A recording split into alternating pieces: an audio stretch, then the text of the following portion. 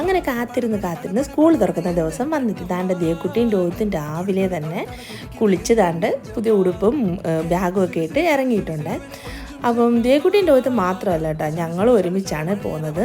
അപ്പം ദാണ്ട് അവർ അപ്പൂപ്പനും അമ്മമ്മയ്ക്കൊക്കെ ടാറ്റയൊക്കെ കൊടുത്ത് ഇറങ്ങുവാണ്.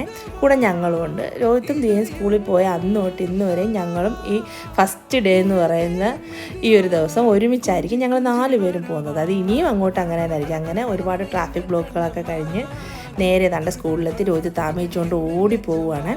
അങ്ങനെ ദിയക്കുട്ടിയുടെ ക്ലാസ്സിൽ മേളിലായതുകൊണ്ട് നമ്മൾ കൊണ്ടാക്കുക. ഇനി അവരുടെ പഴയ ക്ലാസ്സിൽ നിന്ന് പുതിയ ക്ലാസ്സിലോട്ട് അവരെ കൊണ്ടുപോകും. അപ്പം നമ്മളവിടെ തന്നെ കട്ട പോസ്റ്റായി ഉച്ചവരെ ഉള്ളു. അതേവരെ നമ്മളും അവിടെ നിൽക്കുവാണ്. ഇവരെ ഒരുമിച്ച് വിളിച്ചുകൊണ്ട് നമ്മൾ കൊണ്ടുപോകും. അങ്ങനെ തന്നെ ദിയയുടെ ക്ലാസ്സിലോട്ട് 4th കൊണ്ടുപോവുക. ദിയ ഇനി പഠിക്കുന്നത് 4th ക്ലാസ്സിലും മോനിന് 8th. അപ്പം ഞങ്ങൾ തന്നെ നേരെ തിരിച്ച് വീട്ടിലേക്ക് പോവുക.